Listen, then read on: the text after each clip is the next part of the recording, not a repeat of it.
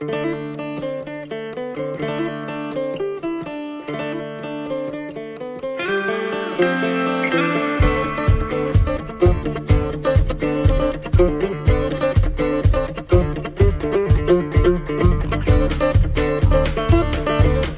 to the Hay Kings podcast, brought to you by Krone, dedicated to hay and forage producers. Today I'm joined by Daniel Olson. He is the owner of Forage Innovations, and he does forage consulting mostly for large dairies. Welcome to the podcast. It's good to be here. Thank you very much for having me. If you're in the eastern U.S., generally speaking, your first cutting was a train wreck. Exactly. There has been no harvest window. Now, I'm in the Northwest, like Washington State, and if anybody wants to send water my way, please do. I'll take it.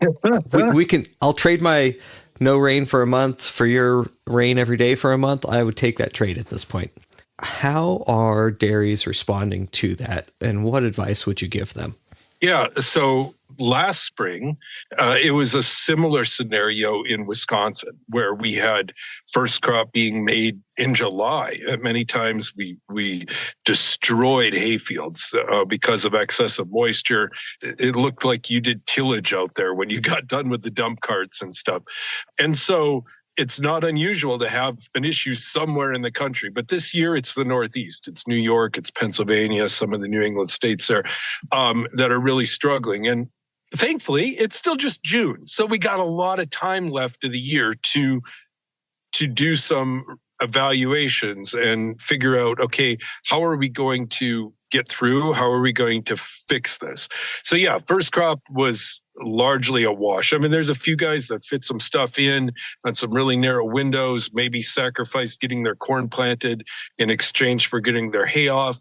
But in reality, there's been, if you could find 36 hours without rain, that was about it in a lot of those areas.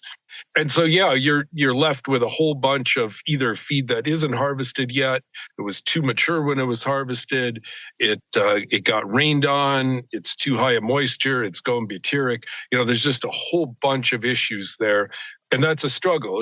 Now in New York or Pennsylvania, I would say the one thing they have going for them is that probably a higher percentage of the dairies are feeding their heifers there than they are in maybe other parts of the country, where we get into Wisconsin, Michigan, really a lot of areas in the country, like those heifers are being exported and being raised in the plains or wherever, and then brought back. When you have heifers on site, that makes a lot of our forage quality issues not as big a problem because we have an avenue to feed those. Yeah, the heifers just don't need the quality of feed that the lactating herd does.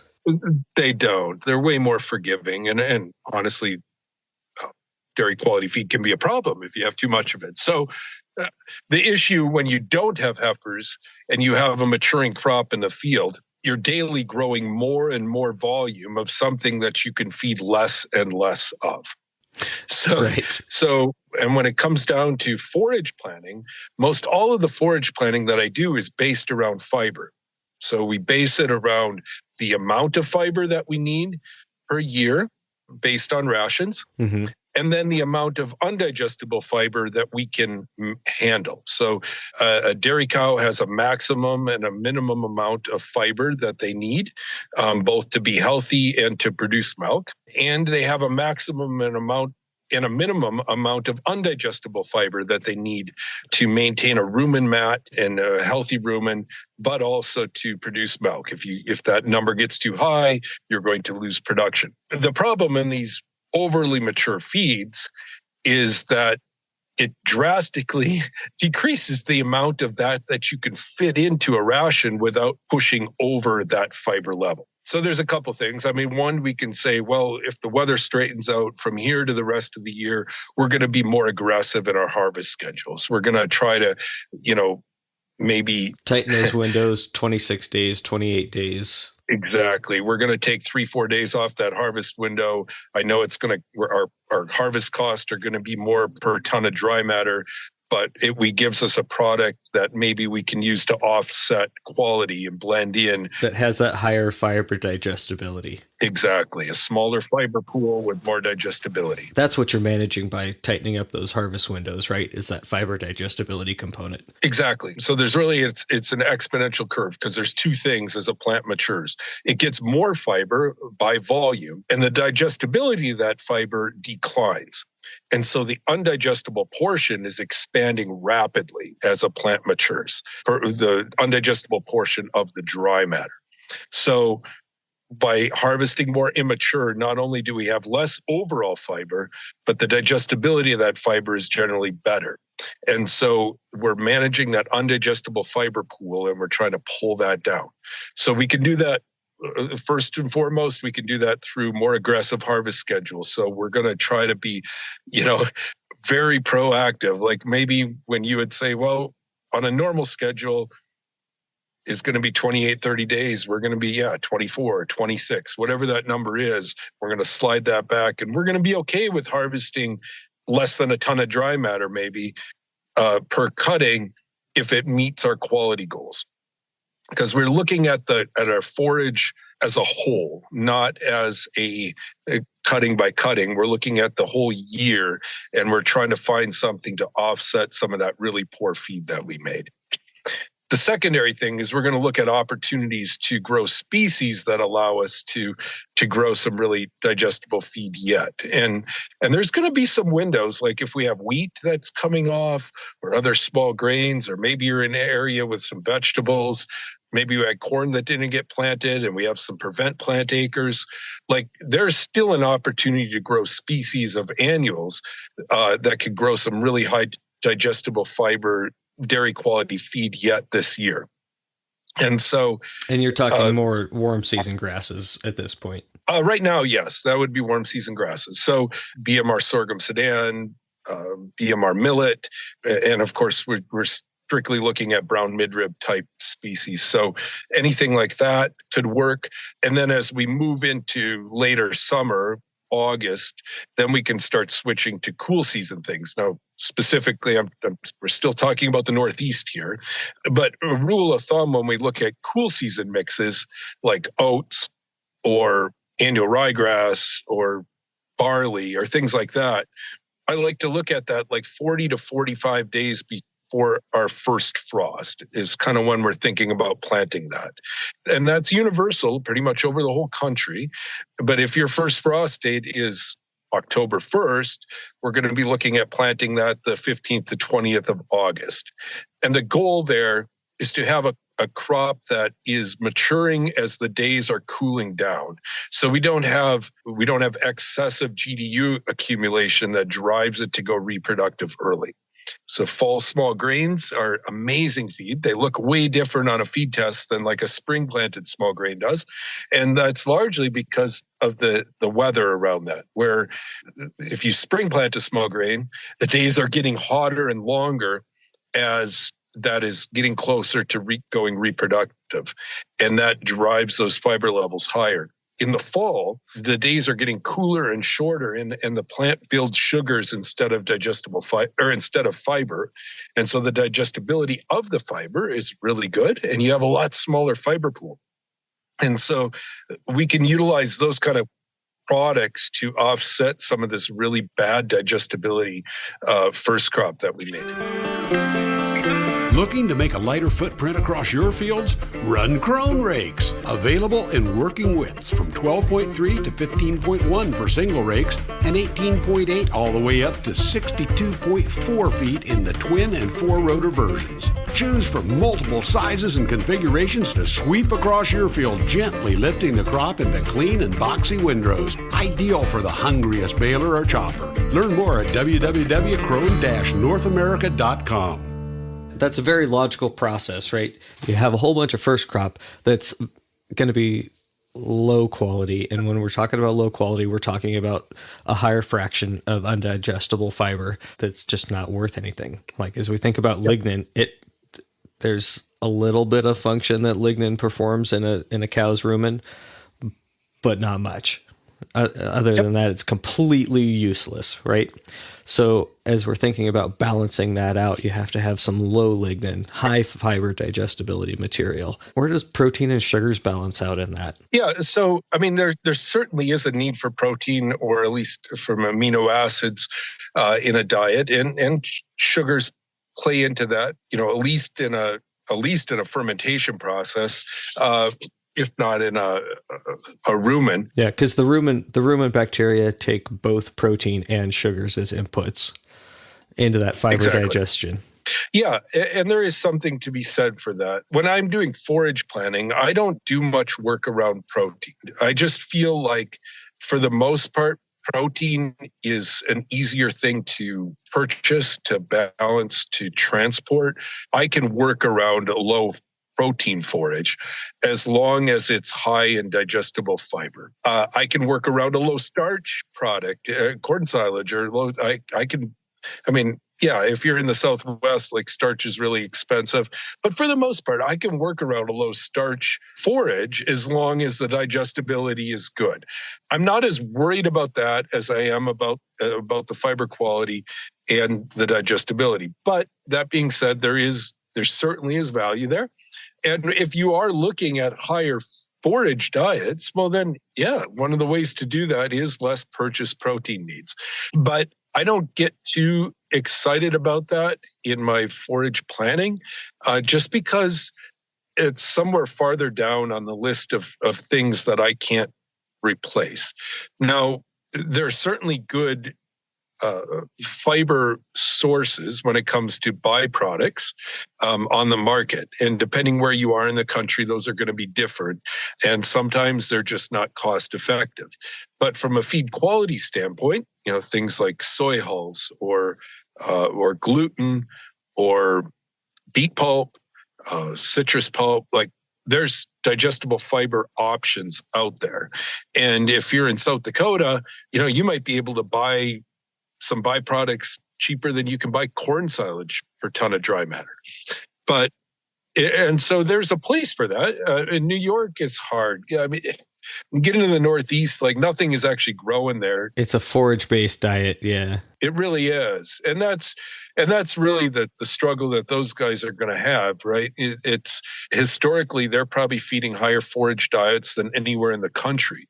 60 to 70% is really a common thing. And they've done that primarily because they grow a lot of really good grass out there. There's been quite a bit of work with triticale and some other small grains maybe. The corn silage is better quality almost than anywhere in the country. For whatever reason, digestibility of corn silage in New York is better than almost any other state I work with. The same varieties, doesn't matter. It's better. And so that allows them to push those upper limits of forage inclusion. Now, on a year like this, where it all falls apart, that's going to be more challenging. Like, there's some real concerns about the corn crop in areas. There's lots of acres that haven't even been planted yet, or they're drowned out, or they're stunted enough that we already lost some yield potential. We're going to have to really rethink how we feed the cows. And I guess if there's a takeaway, it's that we want to be proactive. Like, we want to test every crop as soon as we are harvesting it. We want to know what we have before we get there. Like, so much of this, and it shocks me sometimes, like, the farms will go and harvest all their corn silage or their hay, and they don't test it until they're ready to feed it. The problem with that is that, it doesn't give you the opportunity to plan and work ahead, make adjustments. Like, you're doing stuff cold turkey. Like, well, we got to open up bunker number 2, so let's go test it. And now it's like, good luck. Like, your nutritionist may have to make some extreme adjustments in the ration, and that's not good for anybody. So if there was ever a year to be testing stuff as you're harvesting it, to look at how many dry matter tons do we have of this, what's the quality like, and let's put that into a spreadsheet. Let's start, mocking out some rations. What kind of inclusion rates are we going to be able to use of this stuff? And then that allows us to start making some decisions, whether it's more aggressive harvest schedules, whether it's trying to incorporate some new crops into there, whether it's booking byproducts so we can utilize a few pounds of this all year versus 8 pounds when we run out in July next year, or whatever that number is. So those are the things that I think it's really important to be thinking ahead on and to be proactive. Krone tedders and rakes are specially designed for one goal, making the cleanest green hay without causing damage to your field or crop. It's all in the tine design, which gently lift and move your crop while flotation tires lessen compaction. Krone offers the largest selection of models and range of sizes in the world, so you get what works best for your operation. Find your local Krone dealer at krone-northamerica.com. The portion of the ration that's corn, that the outcome is still months and months and months away. So we have no idea what those corn silage yields on those inundated crops are going to be. We have no idea what the quality is going to be on the back end. And we know that our first cutting forage crop, hay crop, is terrible by and large. I mean, that's a very East Coast statement. West Coast is completely different. But we don't know what the corn's going to be. We know that the first cutting is terrible. My key takeaway here is from here on out, the focus is on highly digestible fiber, tightening up your cutting intervals to get higher quality crops. Am I getting the takeaway right? Yeah, I mean, that should be the first bullet point. And on, that's the first thing to look at. And then, I mean, and some of this might even be looking at, well, what are my current inventory? Like when we think of like corn silage, blending in last year's stuff. Sure. Some farms have last year's stuff. And so, well, let's look at that. Like, when is that going to run out? Like, are we going to have to start feeding new crop corn on November 1st?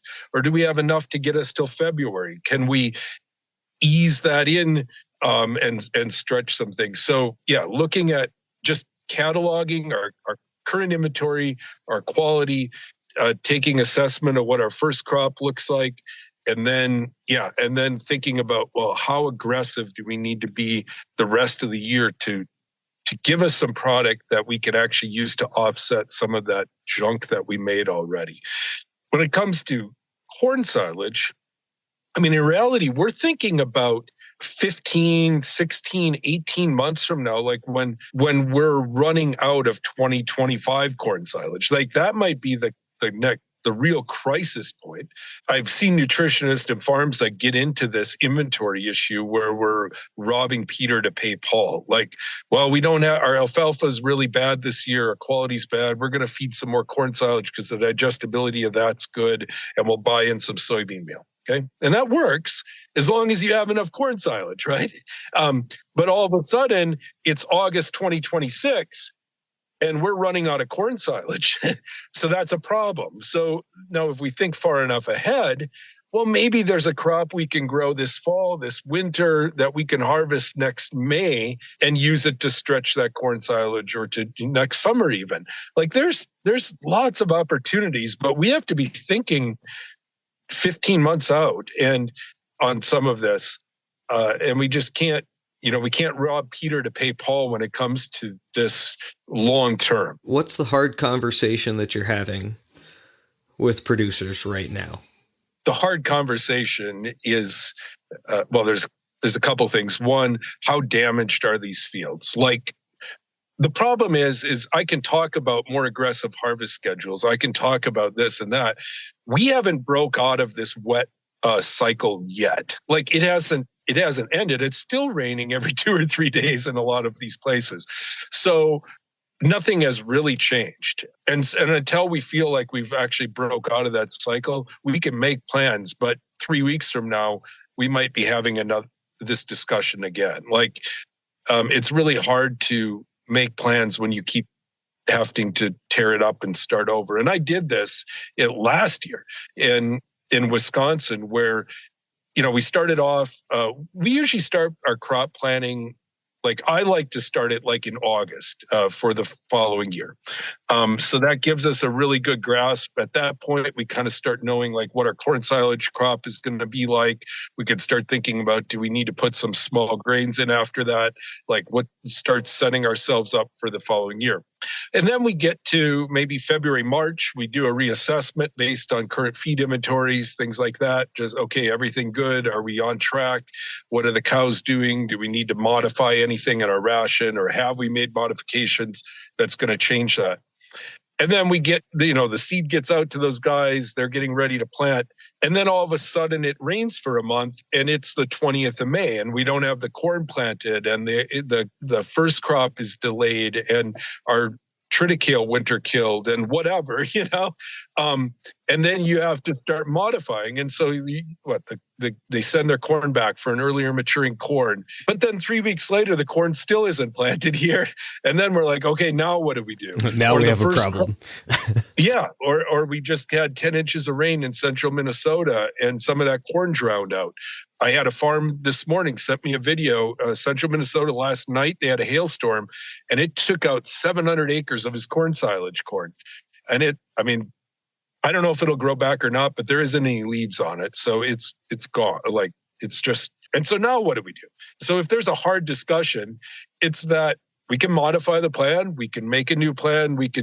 I can't honestly say like it's going to work because I just don't know what this rest of the year is going to be. And when you get in these cycles, rain creates rain and drought creates drought. And it feels like we're kind of in that where, we just have enough moisture in the atmosphere that it just wants to kind of keep on going. This has been a fantastic discussion that folks need to hear and think about and be proactive. So I want to say thank you very much.